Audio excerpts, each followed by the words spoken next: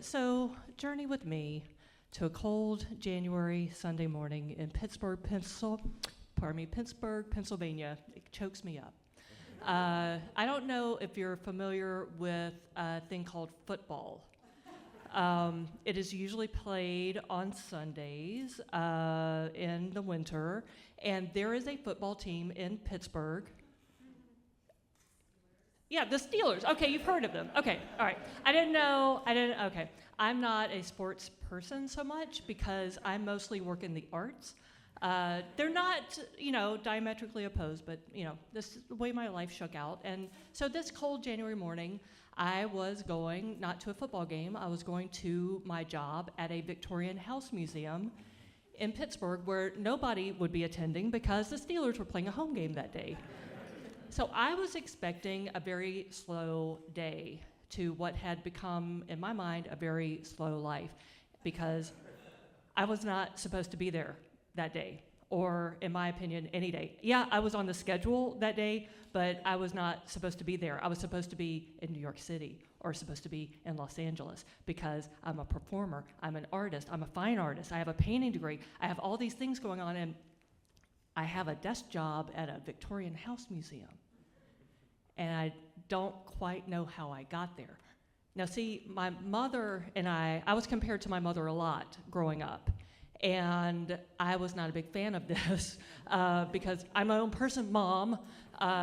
But my mom, before she and my dad got married, she was a catch, all right? She had her own job, she had her own money, she had a car, she had a job. She visited New York City in 1954 before she and my dad got married in 1958. Yeah, I get it, my dad had to nail that down. She was a catch. But then, because of the way things shook out in mid-century for women when they got married and started having babies, they stopped working and became housewives. And my mother still painted, but she had 4 paintings on canvas that she called her BC paintings, before children.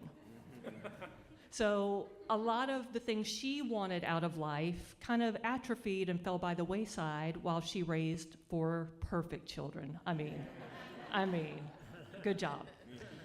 But what I saw when I was a teenager was depression.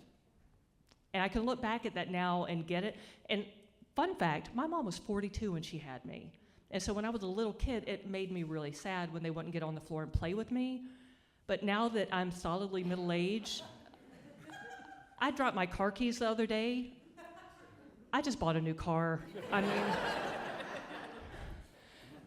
But there are a lot of little choices that lead to kind of giving up and being depressed. And I can look back at that now and have a lot more empathy. But at the time I thought, all right, you're going to compare me to her? I'll show you. I'm going to do everything different.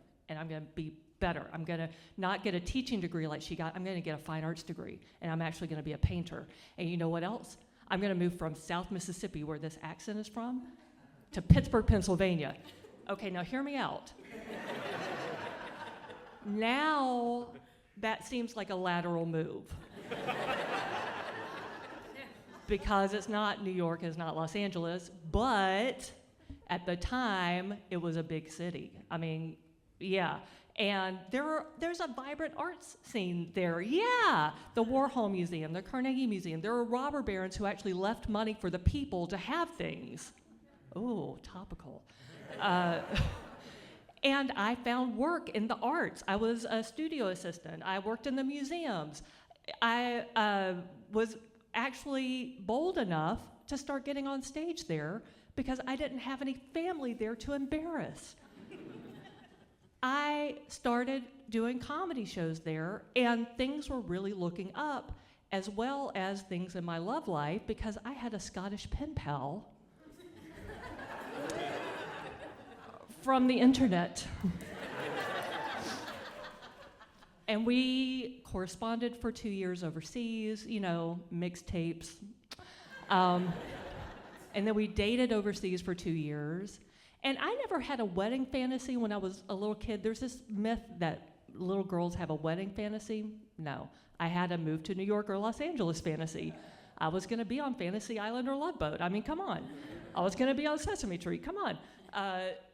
But when he came over here that last time before he moved here and asked me to marry him, it seemed like the move. And you really get to know somebody from a mixtape. I mean, let's be honest.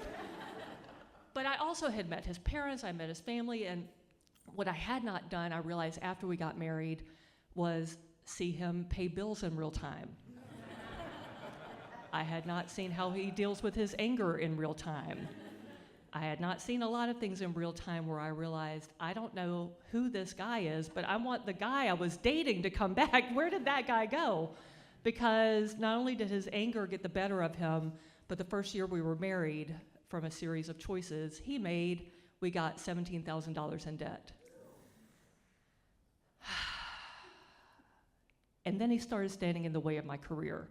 And I was able to still do shows, but he would say little things or do little things and then spend money to the point where I had to work. And from his series of choices and my series of choices, I ended up really needing like a job. And I had a friend who was a docent at the Frick Art and Historical Center, now the Frick Pittsburgh. Do you know Henry Clay Frick? He was short sleeve partners with Andrew Carnegie, and he made his first million by age 30 in the Coke industry, and he was the president of Carnegie Steel when the strikers were striking in 1892. Anyone? No. The house there is 93% intact from when they lived there between 1883 and 1905. And so my friend noticed that I like to just throw fun facts around like that in like party talk. And she said, Sharon, you make a good docent. I said, no, thank you. I'm an artist. I don't need that job. But then the truth was, eventually I did need a job. And she was right. I love that job. I got to be a showboat and have people hang on my word, every word, for an hour, like 10 people at a time. I've done shows for fewer people in Brooklyn, you know, who weren't even paying attention. So yeah, I loved this job. I loved talking about workers' rights, civil rights. I loved talking about the household staff who are in there, the decorative arts. I loved every bit of it.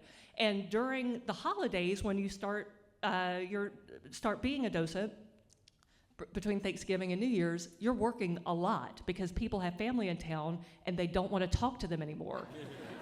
And they need somewhere to go, so they come to the Victorian House Museum. But then in March, I suddenly was on the schedule like one day for the whole month. And I was like, this isn't gonna work. So I talked to my boss, and we arranged for me to work in visitor services at the front desk, answering the phones, selling the tickets, and I liked it. But I don't know if any of you have ever worked in a front-facing job like that. You become very visibly invisible.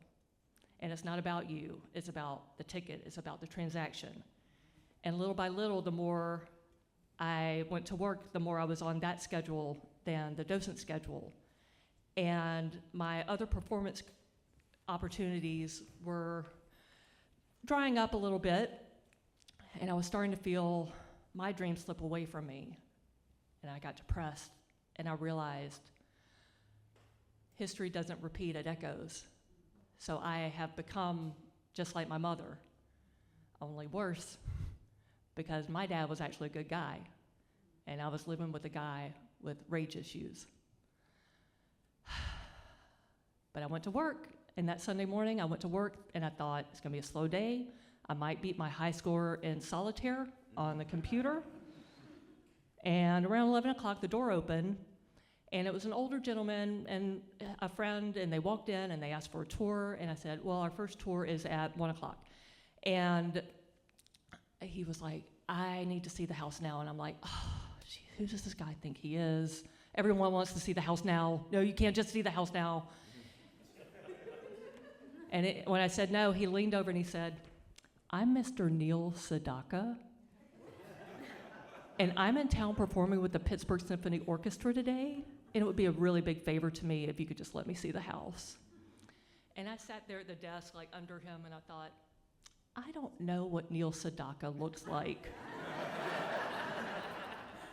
I know his music, I don't know his face, and this is a weird grift to go around lying about this. So I said, all right, let me see what I can do. And I went back to the docent room, and I was like, guys, Neil Sedaka is at the front desk, and I want to give him a tour. And I don't know where that agency sprung from. Maybe it was from him saying he wanted a tour and I want to give the tour. Let's all get what we want today. And so I put on my white gloves. I sold him an $11 ticket because that man has calendar girl money and he can afford to give us some money. And I gave him a stellar tour. And at the end of it, he said, "You're very good at this." It was like rain for the thirsty. It felt like he saw me. He saw that I'm a performer. He saw the gleam, the light. He saw my light. And I wanted to say, "Take me with you. I can open for you at the Pittsburgh Symphony Orchestra today." And I didn't. I actually responded, "Well, who doesn't love a captive audience?" And he left, and I went back to my solitaire game. And something shifted because I thought, maybe I'm just marking time here, but I'm not visibly invisible, and I'm going to get back on the path that I'm supposed to be on. Thank you.